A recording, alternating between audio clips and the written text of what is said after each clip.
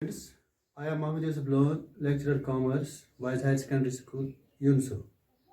Today, I choose the topic for class 12th, capital requirements from entrepreneurship of the class. Capital requirements, जब हम देखते हैं business जब शुरू हो जाती है, जब हम सोचते हैं बिजनेस के लिए, तो पहले हमारे पास क्या होना चाहिए? जब हमारे पास कैपिटल होगा तभी हम सोच सकते हैं बिजनेस करने के लिए। यानी कैपिटल जो बिजनेस के लिए है, capital is the fund with which we operate the business operations. इसलिए ये कैपिटल बिजनेस के लिए ऐसा ही है जैसा इंसान के लिए ब्लड है। अगर इंसान को खून ना हो तो वो चल नहीं सकता, वो जिंदा नहीं रह सकता। इसी तरह बिजनेस के लिए भी अगर कैपिटल, अगर फंड इसके लिए अवेलेबल ना हो तो ये बिजनेस चल नहीं सकती है।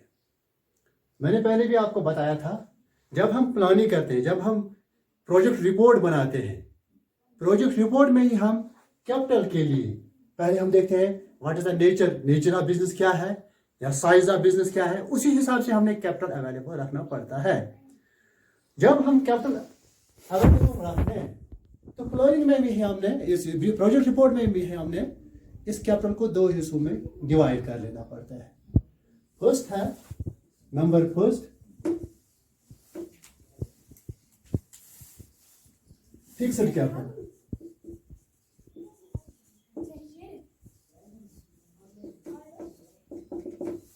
ये फिक्स्ड कैपिटल क्या है? जो कैपिटल जिससे हम बिजनेस स्टार्ट करते हैं, इसी कैपिटल में एक बड़ा हिस्सा हम इस मद में रखते हैं फिक्स्ड कैपिटल के लिए। फिक्स्ड कैपिटल किस काम आता है हमारे बिजनेस में?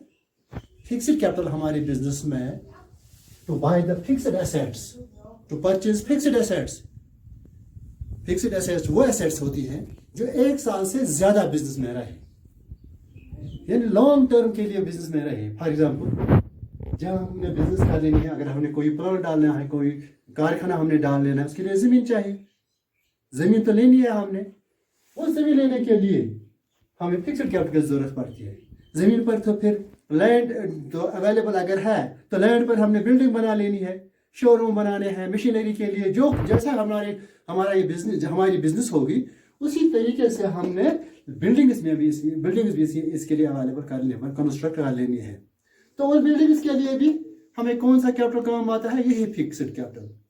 उसके बाद इसमें आता है फर्नीचर भी लॉन्ग टाइम के लिए रहता है बिजनेस में।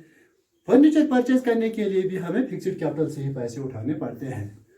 तो उसके बाद मशीनरी होती है, जो ऐसी एसेट्स जो बिजनेस में काफी साल तक रहे, उनके लिए हमने एक कैपिटल का एक पोर्शन जो है फिक्स्ड कैपिटल के रूप में हमने रख लेना पड़ता है। इस फिक्स्ड कैपिटल के साथ, ये फिक्स्ड कैपिटल बिजनेस में ही होता है for long term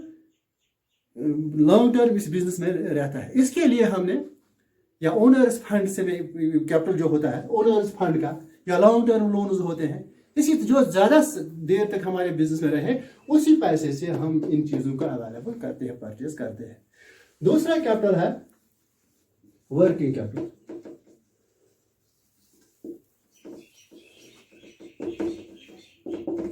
working capital क्या होता है? अभी मैंने बताया था आपको, हमने दो हिस्सों में इसको डिवाइड कर लिया। एक तो फिक्स्ड कैपिटल है, दूसरा पार्ट इसका है वर्किंग कैपिटल।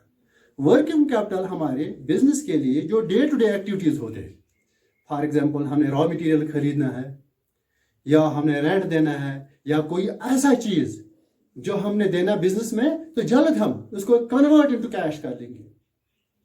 यानी फिक्स्ड कैपिटल, वर्किंग कैपिटल जो है, जो भी डे टू डे एक्टिविटीज हमारी बिजनेस में होती हैं, उन पर हमने स्पेंड किस में से कर लेना पड़ता है? Working capital. तो ये वर्किंग कैपिटल कैसे हम किस हिसाब से रखेंगे, किस size? It is decided on the size of business. अगर बड़ी बिजनेस हमारी होगी तो ज्यादा वर्किंग कैपिटल रखना पड़ेगा, अगर छोटी होगी तो उससे कम रखना पड़ लेता है। तो इसके बाद क्या है? Operating cycle. इस वर्किंग कैपिटल क्या होता है? Operating cycle.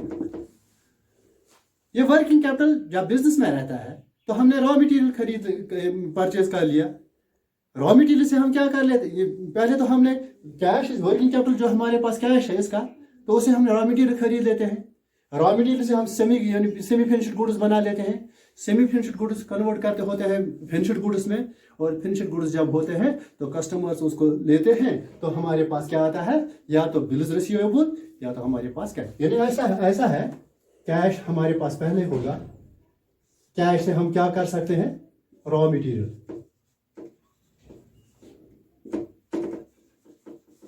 रॉ मटेरियल को हम किस में कन्वर्ट करेंगे, सेमी फिनिश्ड गुड्स। जब सेमी फिनिश्ड गुड्स, इसके बाद तो फिनिश्ड गुड्स। जब तैयारी चीज हो जाती है, नेक्स्ट ये किसके पास पहुंच जाती है, कस्टमर्स। या तो कस्टमर्स हमें बिल्स रिसीवेबल, हम बिल देंगे, वो हमें अकाउंट में डालेंगे, या उसमें फिर कैश कन्वर्ट होगा। तो ये वर्क ये रिवॉल्व कर लेता है। This is also called the circulating capital. Cash हमने डाला, रॉ मटेरियल परचेज कर लिया, रॉ मटेरियल से सेमी फिनिश्ड गुड्स बना लिए, इसके बाद सेमी फिनिश्ड गुड्स आए, उसके बाद हमें बिल्स रिसीवेबल या कैश। जब कैश आता है फिर हम रॉ मटेरियल, यानी therefore this is circulating capital. Working capital is also called circulating capital. आगे ये वर्किंग कैपिटल है, ये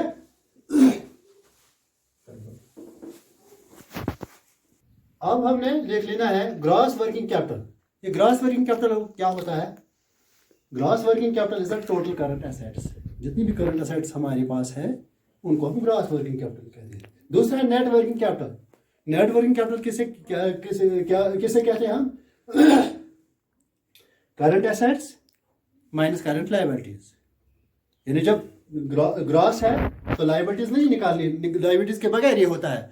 जब हमने नेट वर्किंग कैपिटल है तो current assets minus current liabilities. अब हम इसको इस एग्जाम के जरिए मैं आपको ये समझाऊंगा।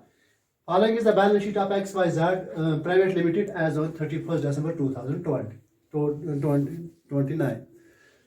तो क्या है, कैपिटल है 1 लाख, प्रॉफिट है 20,000, लॉन्ग टर्म बोरोइंग्स है 60,000, सन्ड्री क्रेडिटर्स है 21,500, बिल्स पेएबल है 800-500। इसी तरह प्लांट एंड मशीनरी है 75,000, लैंड एंड बिल्डिंग है 50,000, फर्नीचर 25,000, स्टॉक है 20,000 एंड सन्ड्री डेटर्स है 25,000, बिल्स रिसीवेबल है 10,500। तो इसमें हमें क्या कर लेना है, calculate the gross working capital and net working capital. तो हम ग्रॉस वर्किंग कैपिटल कैसे कैलकुलेट कर लेंगे, यहां हम देखेंगे ग्रॉस वर्किंग कैपिटल में क्या है। ग्रॉस वर्किंग कैपिटल में हम पहले देखेंगे, इसी तरह से बनाएंगे हम। पहले लिखेंगे ये जो करंट एसेट्स है, स्टॉक करंट एसेट है, प्लांट एंड मशीनरी तो फिक्स्ड एसेट है, लैंड एंड बिल्डिंग तो फिक्स्ड एसेट है, फर्नीचर तो फिक्स्ड एसेट है। यहां हम लिखेंगे स्टॉक। स्टॉक कितना हमारा है 20,000। दूसरा क्या है, सन्ड्री डेटर्स, ये भी करंट एसेट है, सन्ड्री डेटर्स। सन्ड्री डेटर्स कितने हैं 25,000। इसके बाद है बिल्स रिसीवेबल, करंट एसेट है बिल्स रिसीवेबल, वो क्या है 10,500। टोटल ऑफ करंट एसेट्स, अब हम इनका टोटल कर लेंगे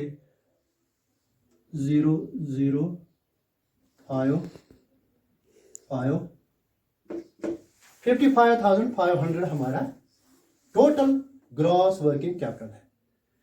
इसके बाद अगर हमने नेट वर्किंग कैपिटल निकालना है तो नेट वर्किंग कैपिटल के लिए हम क्या करेंगे,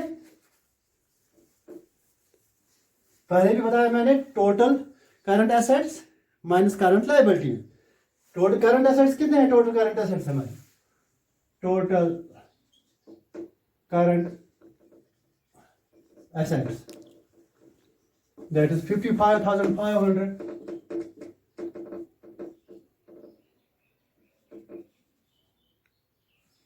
less current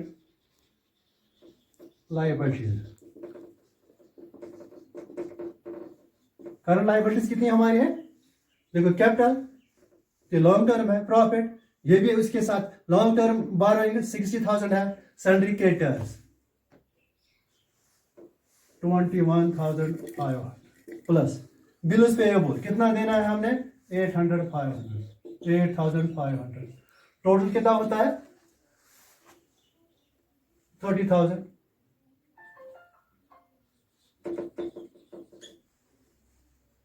therefore net working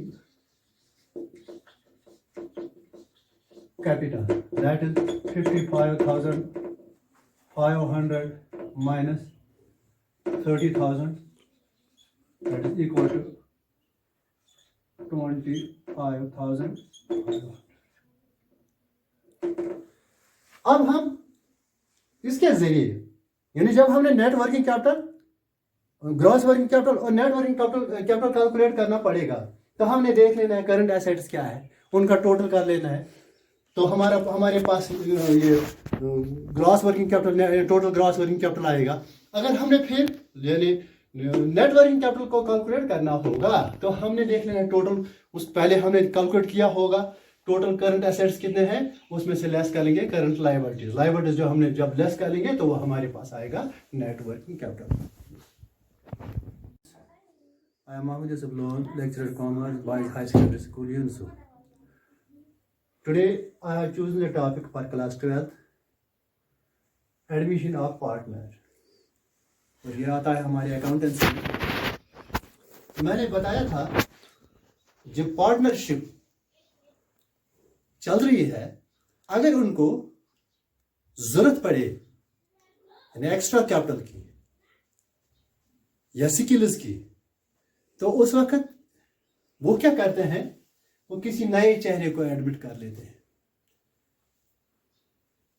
जब उन्होंने नए चेहरे को नए आदमी को अपनी पार्टनरशिप में एडमिट कर लिया तो उस वक्त क्या हो जाता है ओल्ड पार्टनरशिप डीड जो होती है दैट कम्स यानी ओल्ड एग्रीमेंट जो है that comes to an end वो खत्म हो जाता है।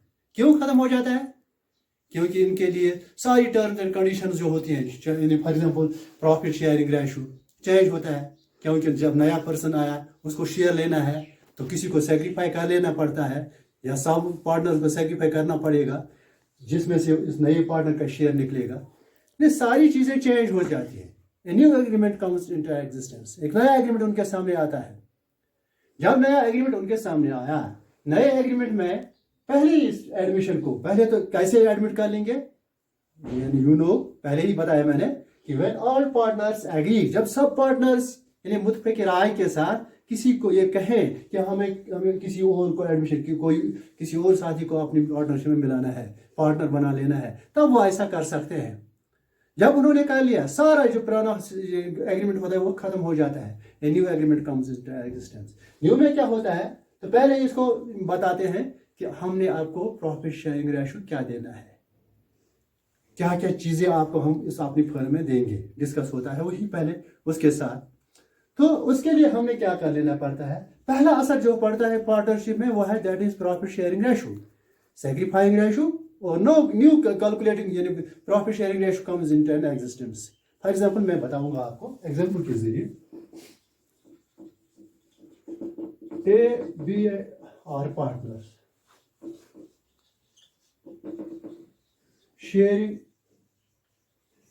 profits and losses in the ratio of 2:1 यानी पहला जो ये ए एंड बी पार्टनर्स थे इनका पहला प्रॉफिट शेयरिंग रेशियो 2:1 था। They admit C in their partnership for 1/5 share out of profits and loss. Calculate new profit sharing ratio and sacrificing ratio.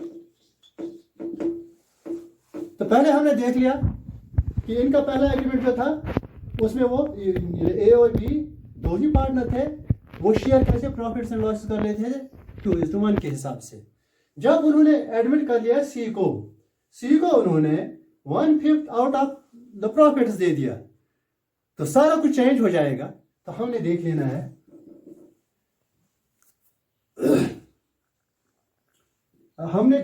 कि profits अब क्या रहेगा जो ए और बी को मिलेगा, क्योंकि सी शेयर क्या है 1/5 out of total profits. Total profits में इसका 1/5 है। देयरफॉर हम देखेंगे हमारे पास बाकी कितना रह गया कैपिटल जो ए और बी शेयर कर लेंगे। तो इसके लिए हम कर लेंगे suppose let total profit is equal to 1। Suppose हम कर लेते हैं कि हमारे पास टोटल प्रॉफिट 1 था, देयरफॉर सी शेयर क्या है 1/5। Therefore, remaining profit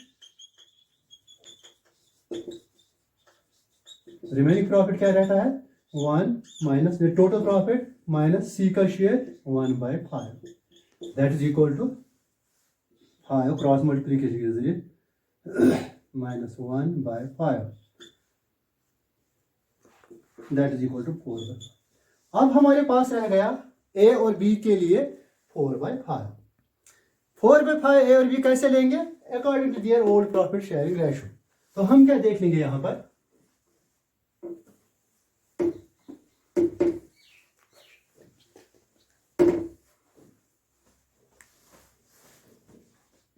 is new share.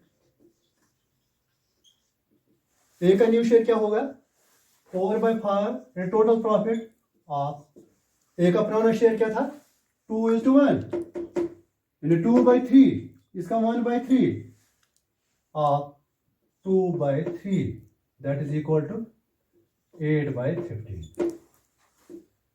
अब न्यू शेयर इसका है B is new share that is equal to 4/5 of 1/3 that is equal to 4/15।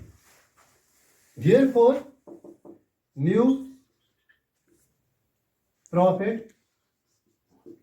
sharing ratio between A, B and C।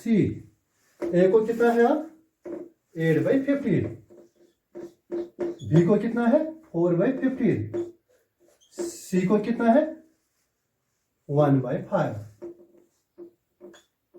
अब हमने इसको equal denominator जो है वो इक्वल कर लेंगे 1/5 मल्टीप्लाई कर लेंगे हम multiplied by 3/3 that is equal to 8/15 is to 4/15 is to 3 1s are 3 by 5 3s are 15। Therefore, new profit sharing ratio that is equal to यानी कॉमन है इनको खत्म कर लेंगे 8:4:3। अब ये न्यू प्रॉफिट शेयरिंग रेशियो है। अगर हमने अब कैलकुलेट करना पड़े कि what is the sacrificing ratio of A and B, तो हमने क्या कर लेना है सैक्रिफाइंग रेशियो के लिए हम क्या करते हैं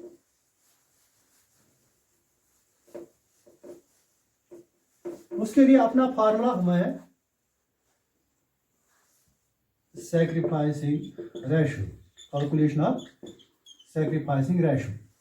सैक्रिफाइसिंग रेशियो के लिए हमने क्या करना पड़ता है old minus new.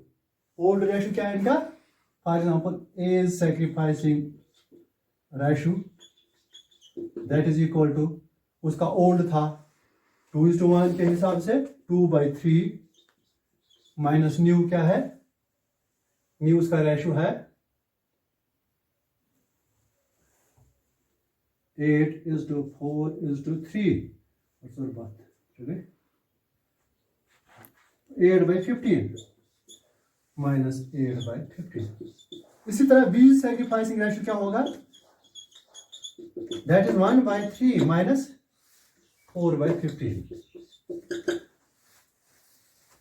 30 minus 24/45 that is equal to 6/45 or 3 2s are 3 5। इसका क्या होगा 15 minus 12 by 45, or we can say 3 by 45, or we can say 1 by 9. 1 by,